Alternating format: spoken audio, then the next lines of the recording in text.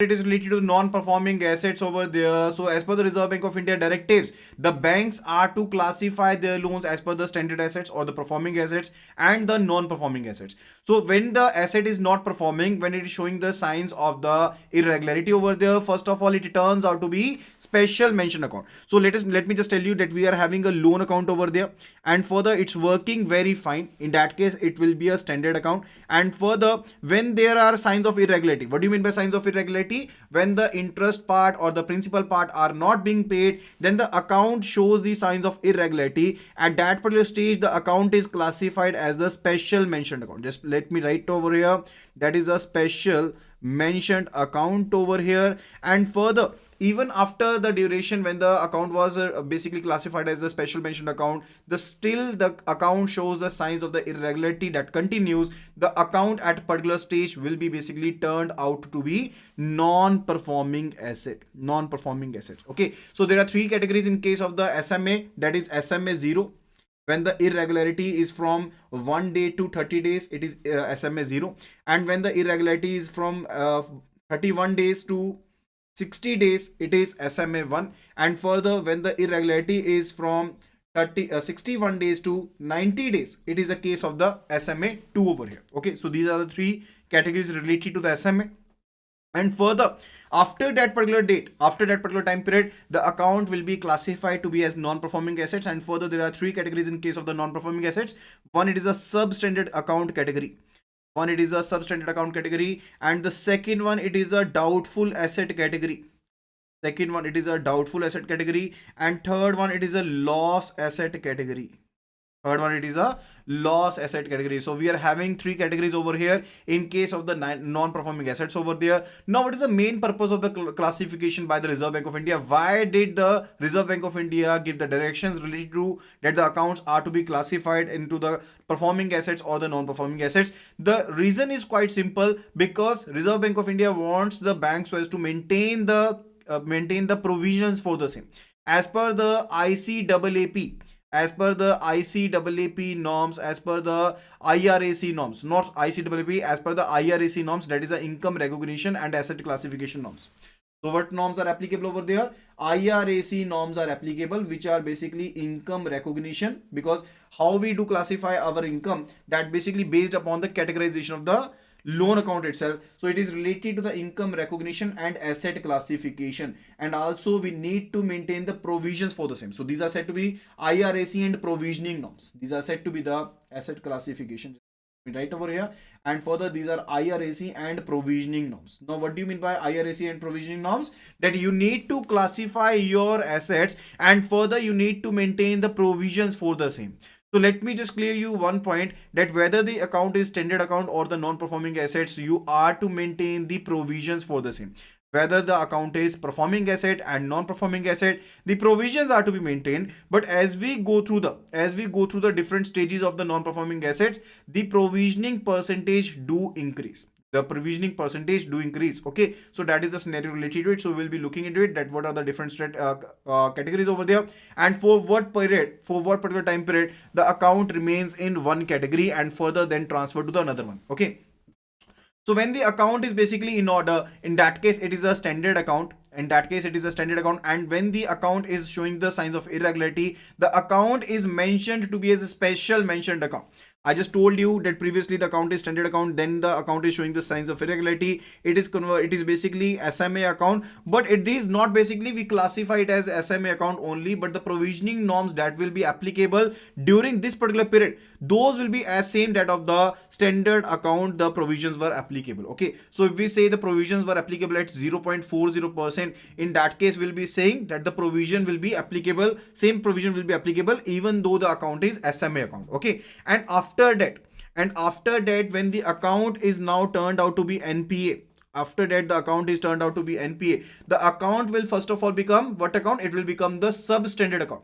it will become the substandard account and will remain there for the next 12 months. And after that, the account is transferred to the doubtful account. In doubtful account particularly, we are having three types: doubtful 1, doubtful 2, doubtful 3. So we will be learning through them also. Okay. And also, if there is any reason that by which bank wants to continue, that bank wants to continue the loan account in their books, in that case, that can be basically retained over there in the loss asset category over there.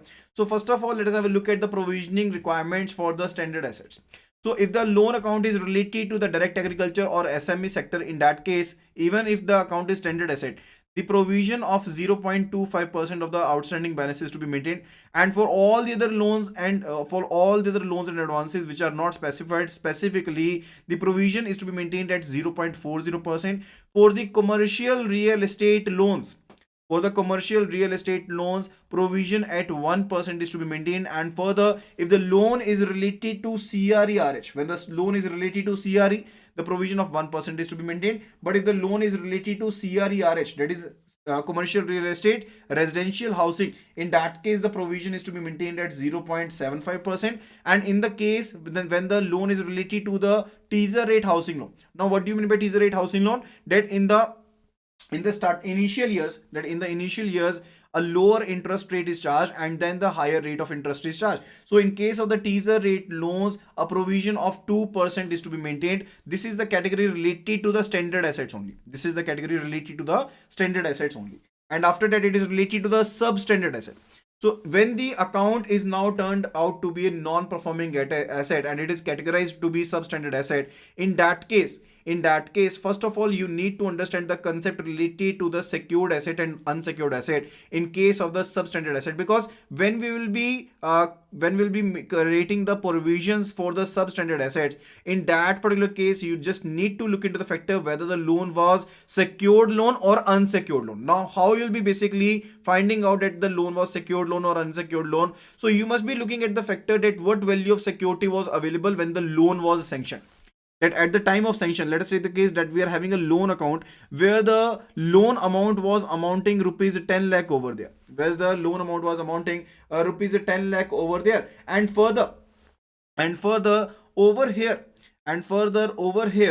if we are having the value of the security, in case of this loan, so the value of the security at the time of the sanction, we'll be representing it by VOS, that is value of security.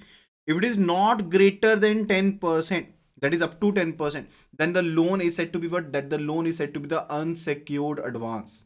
Okay. So if I just say that we are having 10 lakh of the loan amount over there, and the value of the security at the time of the sanctioning of the loan, and please do mark my word, at the time of the sanctioning of the loan, if the value of the security was up to rupees 1 lakh, that is maximum up to 10%, then the loan is said to be unsecured advance, and you'll be maintaining the provision at 25%. You'll be maintaining the provision at 25% of the outstanding dues. You'll not be basically bifurcating the amount into secured advance or the unsecured advance. We'll be just looking at the factor that what was the value of the security which was available against the loan amount, and as per that, we'll be basically identifying whether the loan account was secured loan or the unsecured loan, and further we'll be using the percentage so as to find out the provision to be maintained. Is that clear? And further, if the value of the security is above 10% of the loan amount at the time of the sanctioning of the loan, in that case, the loan is said to be secured loan, and the provision is to be maintained at 15%. And if the loan is related to the infrastructure, then in case of the unsecured loan, the provision is to be maintained at 20%. In case of the infrastructure loan, and if it is unsecured advance. Okay.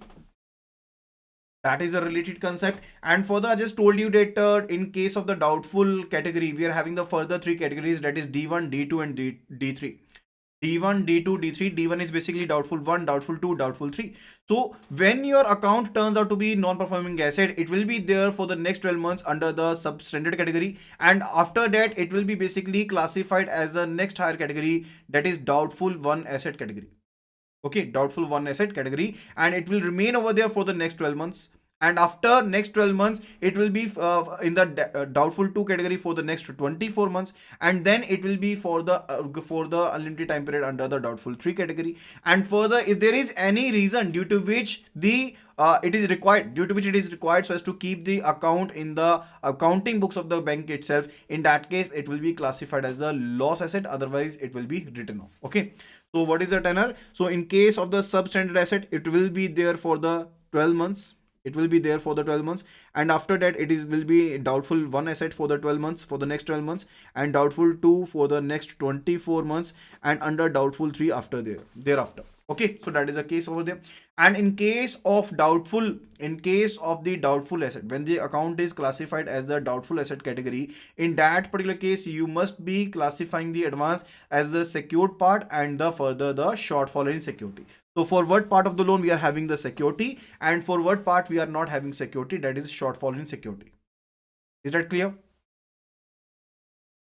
So it is somewhat different from that of the substandard asset. In case of the substandard asset, we just classified the loan as a secured or unsecured asset, looking at the factor of the value of the security which was available at the sanction of the loan. But in case of the doubtful asset, you will be looking at the security so available right now, looking at the realizable value of the security that is available right now, and based upon that we'll be basically classifying as that the loan is basically secured somewhat, and further which one is the unsecured part right now, and further we'll be basically calculating the provision as per that. Okay, so if I say that we are having a loan amount of rupees 10 lakh, and for the value of the security which is available over there is rupees 4 lakh, value of security so available is rupees 4 lakh. So over here I can say that the secured part over here for which the security is available is amount rupees 4 lakh, and further for which there is shortfall in security, the amount is 6 lakh over there. I'm just writing U, that is unsecured, and S for secured part over here. Okay, so under the doubtful one, for the secured part the provision is to be maintained at 25%, and for the unsecured part the provision is to be maintained at 100%. That is for the part where the security is not available. Okay, so we'll be calculating the provision in that manner. In case of the doubtful asset, will be bifurcating the amount under the category secured part or for which the security is available, and shortfall in security. Is that clear? And then the account is classified as a doubtful 2. Under the doubtful 2 we are having the provision for the secured part at 40%, for the unsecured part it is 100%, and for doubtful 3, whether the part is secured or unsecured, the provision is to be maintained 100% uniformly. Okay, and further if the account is classified in the loss asset category for some reasons, in that case the provision is to be maintained at 100% of the loan, 100% of the outstanding amount. Okay, is that clear? That is related to what? That is related to classification of the loan accounts.